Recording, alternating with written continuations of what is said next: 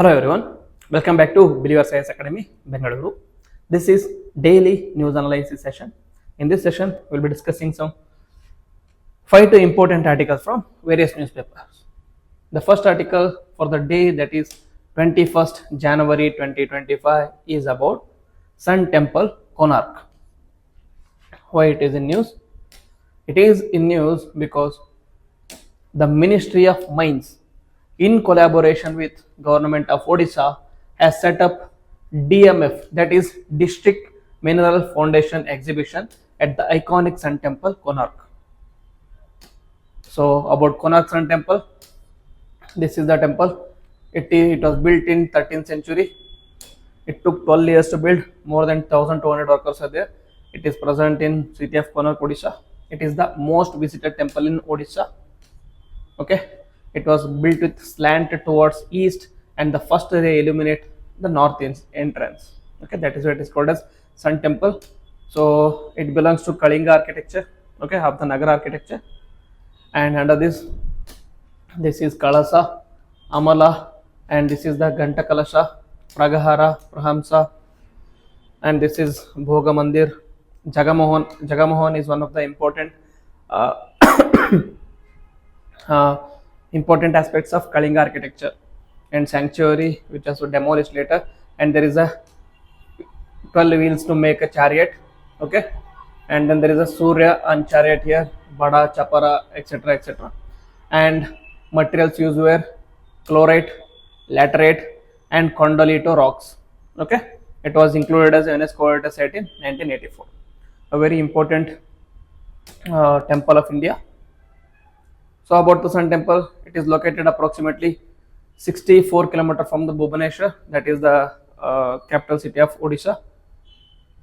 64 kilometers. It was built in 30th century during the reign of King Narasimha Deva, one of Eastern Ganga dynasty. The dynasty which built the Surya temple was, Konark temple was East Ganga dynasty. It is dedicated to Surya, the sun god. It is designed with massive chariot with 7 horses and 24 intricately carved wheels.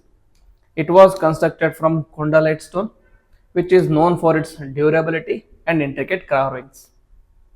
The structure originally included a sanctum, which is called as Devul, and an assembly hall, which is called as Jagamohan, that have largely collapsed, but that were restored later.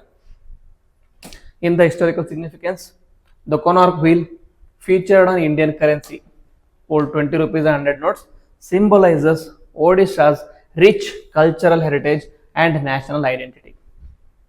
Also, it reflects 13th century advancements in timekeeping and astronomy through sundial functionality.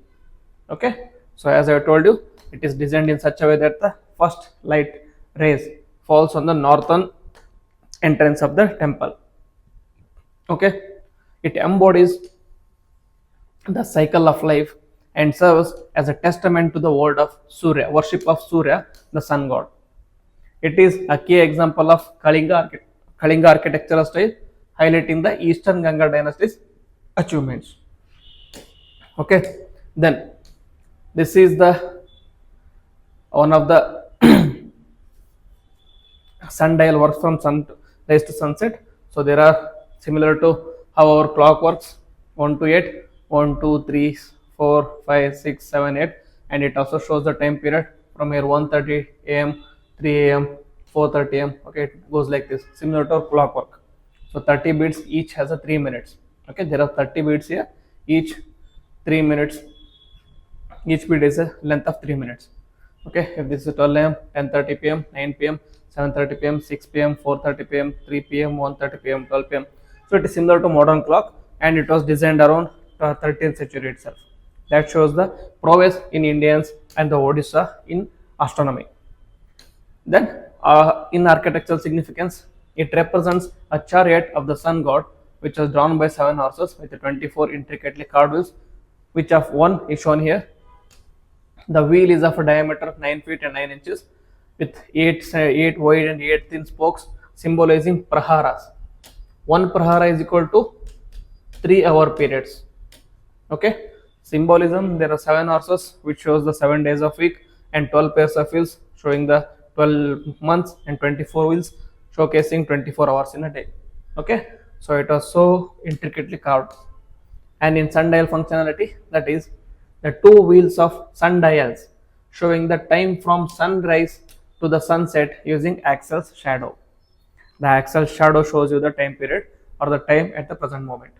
Okay, the features intricate designs of foliage, animals, and human figures showcasing exceptional craftsmanship. So that is about Sun Konark Temple. Very important Eastern Ganga Dynasty Kalinga architecture, and other things are very important. Okay. Then second article, it is from the Press Information Bureau. It talks about Internet Governance Internship and Capacity Building Scheme. Why it is in news? It is in news because the National Internet Exchange of India, that is NIX or NIXI, has introduced the Internet Governance Internship and Capacity Building Scheme aimed at enhancing awareness and developing expertise in Internet governance among Indian citizens. Then, about Internet Governance Internship and Capacity Building Scheme, the main details about the scheme launched by NIXI, which is under the Ministry of Information and Technology, aims to build expertise in internet governance and enable global participation. The aims are Indian talent in internet governance, collaborative with organizations like ICANN, ISOC, IETF, so that we can enhance global participation, promoting digital inclusivity, so that ensuring representation of India in global forums. And also it is going to foster leadership, that is shape future tech policy leaders. Structural mandate, there are different tracks, that is 6-month and 3-month internship programs are there in this one. Mentorship, it is guided by experts from ICANN, APNIC, and academic advisors. In the support mechanisms, there will be stipend of 20,000 per month and support for outreach programs also. The applications can be done through NIXI scheme portal with a biometric verification.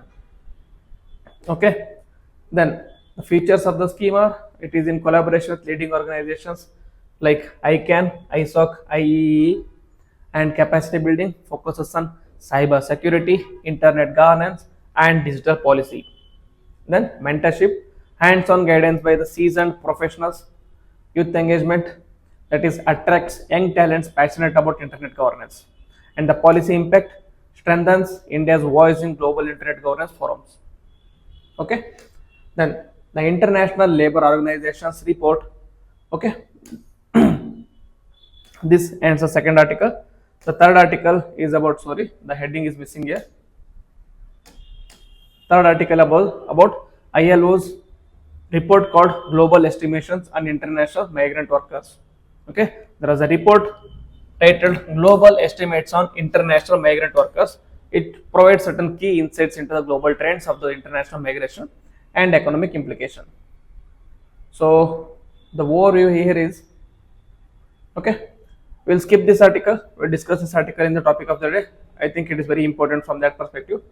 Okay, so we'll shift this one, we'll discuss it in the topic of the day. If you want to know more about this article, you can see in the topic of the day session. Okay, now moving on to the third article. Third article is about Uttarakhand to roll out uniform civil code by the end of January. So the key highlights are the Uttarakhand cabinet chaired by Chief Minister Pushkar Singh Dhami approved the rules for implementation of uniform civil code and announced its rollout by January 2024. Okay, the legislation was passed in the state assembly and excludes tribal groups from its ambit. Tribal groups are excluded from its ambit. The UCC mandates registration of marriage, divorce, inheritance, and live-in relationships with a portal for easy registration. Okay, the provision includes stricter measures for failure to register live-in relationships, legal recognition of children born out of live-in relationships. Efforts to make registration simple include using Aadhaar card and setting up mobile service centers for remote areas. Okay. In the political context, the Uniform Civil Code is seen as a poll promise fulfilled by the ruling party, aligning with similar initiatives at the national levels. Okay, so India is moving towards implementing uniform civil code. There are all the like signs are pointing towards the implementation of uniform civil code. So this is the first step in that direction, we can say. Okay, so now we'll understand what is uniform civil code. Uniform civil code seeks to replace personal laws which are based on the religion with a unified legal framework for all the citizens, particularly concerning marriage, divorce, inheritance, and adoption. Distinction should be made here. It is the uniform civil code. Okay, there is a uniform civil code which deals with only civil matters. It will deal only with the civil matters. It is not uniform criminal code. Okay, meaning criminal codes are dealt differently, because criminal codes are already uniform in India. Here there will be focusing more on civil codes. What are the implications of uniform civil code? There are both positives and negatives. That is, many people adore it, or many people advise for it, advocate for it, and many people are against it. So positive implications are, there is equality before law, meaning uniform civil code ensures gender equality by removing discriminatory practices like triple talaq and unique inheritance rights, where the rights of women are undermined in those personal laws. And women gain equal rights in matters of marriage, property, and custody. And second one is national integration, that is, a uniform law promotes secularism and strengthens the idea of one nation under one law, reducing the communal tensions. Okay, then it will also lead to simplification of laws, that is, by replacing varied personal laws, UCC makes legal processes simpler and more transparent. And focusing on individual rights, that is, emphasizes individual rights over community based laws, ensuring consistency across all the communities. Okay, if these are the positives, there are certain negative implications. As a result, it is being criticized by many political leaders as well as many leaders as well, global leaders as well. One is cultural and religious sensitivities, that is, the implementation may be seen as an encroachment on the cultural and religious autonomy, sparking backlash from minority communities. Second, there are exclusion concerns, that is, excluding certain specific tribal groups may lead to perceptions of selective enforcement. Okay, there can be a question about, is it actually leading to equality? Why are the sentiments of only tribals are considered and the sentiments of people belonging to different religions are ignored? Okay, that is one of the key concern. And there are also operational challenges, that is, practical implementation, especially in diverse states, may face resistance due to lack of consensus and potential logistical issues. Okay, and it will also lead to political polarization, as we already seen this one, that is, UCC could become a politically divisive tool, crafting rifts rather than fostering unity. Okay, so the way forward should be, there should be implementation of UCC should be based on consensus building measures, that is, there should be a participatory approach which involves all the stakeholders including minority groups as well as tribal groups. And there should be a gender responsive framework, that is, ensure laws addressing existing inequalities while respecting cultural diversity. Then gradual implementation, that is, there should be a phased rollout may help in ease resistance and ensure smoother adaptation. Okay, we have to see the practical implementation in particular areas or particular region, and only then we can roll out it to rest of the state or rest of the country. Okay, so very important article, especially for those students who are appearing for interview. This article becomes very important. Then article 4 is an editorial from the Hindu. It talks about IMEC, that is, prioritizing IMEC is an America's best interest. Okay, the key points are, recently, that is yesterday, like President Donald Trump sworn in as the President of United States of America. So and in that aspect there was an article which focused on IMEC. Okay, so the key points highlighted in this article are, it talks about US-India relationship, that is, The US India relationship has grown into a strategic alliance focused on economic growth, security, shared democratic values since 1990s. The India Middle East Europe Economic Corridor, that is IMEC, strengthens these ties further. Okay, so the America should focus on IMEC. Then what is IMEC? It was announced in 2023.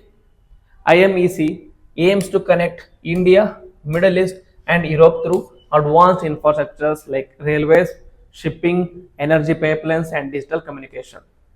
The goals include reducing trade tariffs, diversifying supply chains, and offering alternative to China's Belt and Road Initiative. Okay, so it is connecting India, Middle East, and Europe. Okay, here it is connecting Israel and it is connecting Italy as well. So from Bombay, Mumbai, it is going to Europe, sorry, Saudi Arabia, and from there UAE, Qatar, then it is going to Israel and Haifa, and from Haifa it is crossing Greece, and from there to it is crossing to Italy. Okay, so this is the India Middle East Economic Corridor. So you can search it up in the YouTube, you can search it up in Google, you will see an image of that. There is Eastern Corridor which is connecting India and Middle East, and there is Western Corridor which is connecting Middle East to Europe. Then what are the challenges to this implementation are? It requires a significant infrastructure investment, political coordination, and private sector engagement. Participating countries like France, Italy, UAE, and Saudi Arabia are actively contributing, but uneven economic benefits could create regional tensions as well. Okay, then environmental benefits, that is India's focus on green hydrogen as part of IMEC could help reduce global emissions or carbon emissions and advance clean energy initiatives. And its geopolitical implications, that is IMEC enhances India's global role, reduces dependency on vulnerable trade routes like Suez Canal, and strengthens ties with Europe and West Asia. Okay, it can reduce the importance of Suez Canal and also strengthens ties of Europe with India and West Asia. Then it can also be used as an alternative to China's Belt and Road initiatives, as it promotes a balanced global economic order aligned with democratic and market driven values, which is against China's unilateral values. Okay, and it will also result in future leadership and collaboration. That is, continued US leadership and collaboration with India are essential to ensure IMEC's success. Then questions do remain about project's trajectory under changing US leadership, although strong US-India relationships are to provide a foundation for progress.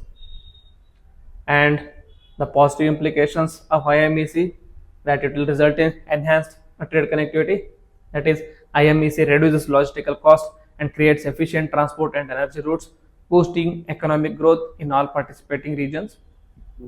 And it will result in global economic balance, that is establishes a multilateral trade network as an alternative to Chinese BRI, fostering economic quality, equality, and reducing reliance on China dominated routes. Since the use of hydrogen, it is providing environmental sustainability as well, and it is strengthen US and India ties. The negatives are there are implementation challenges.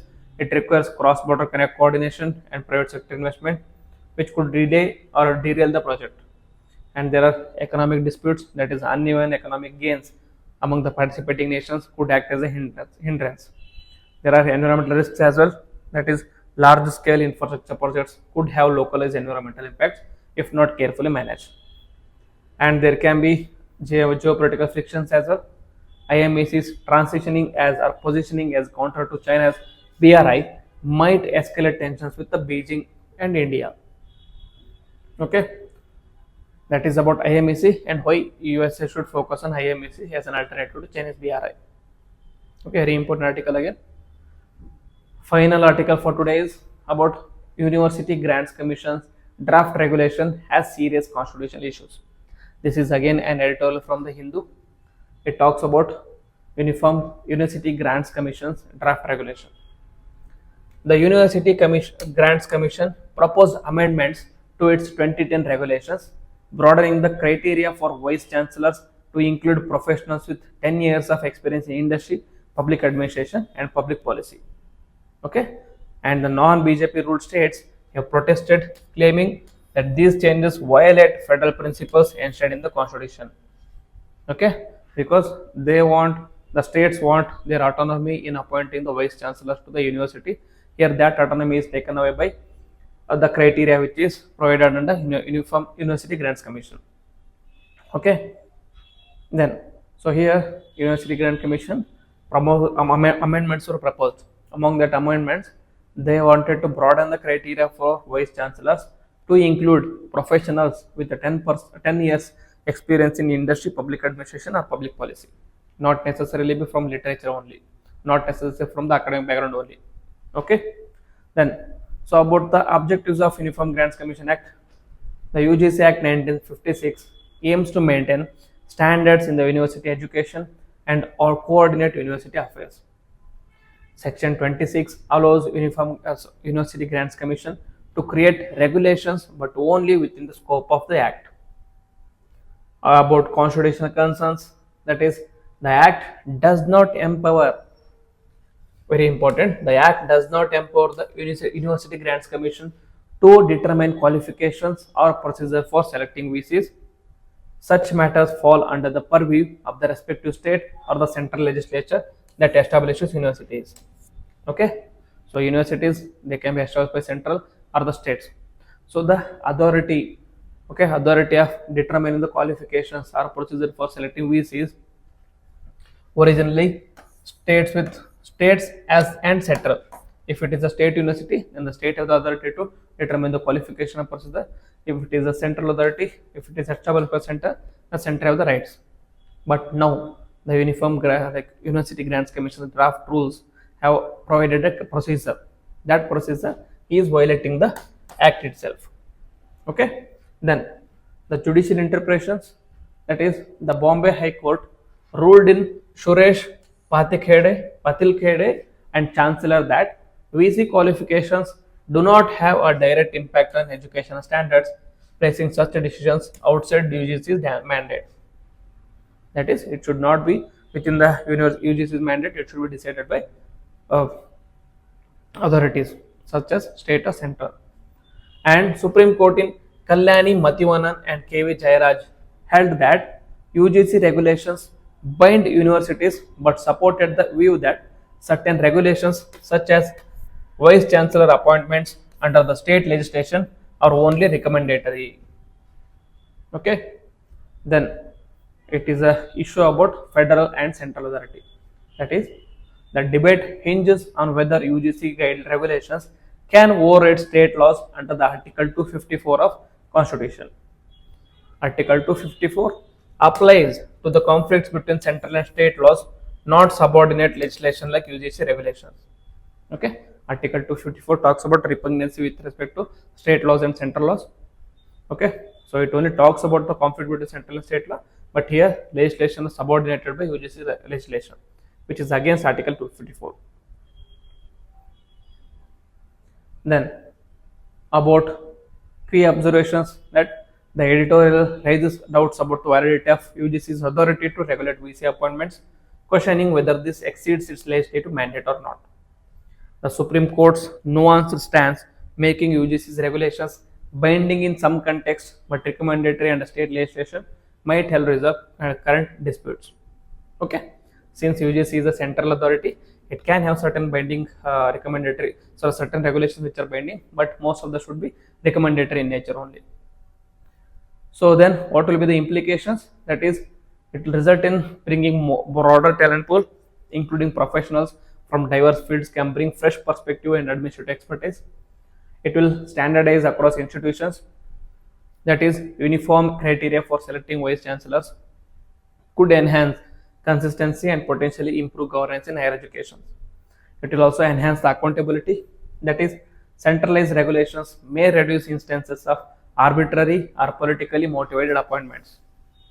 The negatives are, it is against the federalism concerns, that is, we already discussed, UGC regulation imposition on state universities undermine the autonomy of states and their legislative authority. Potential overreach, that is expanding UGC's mandate beyond its legal framework, could set a precedent for unconstitutional overreach by statutory bodies.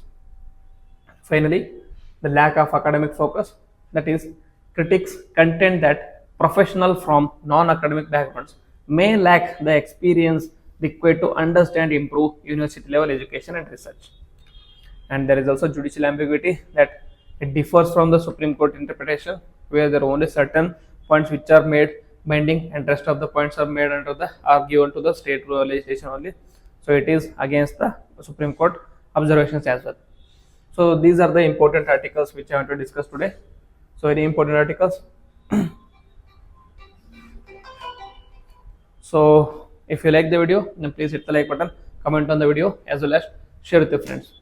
And if you are new to the channel, please subscribe to the channel and click on the bell icon so that you don't miss any notification. With this, I will end the video. Jai Hind.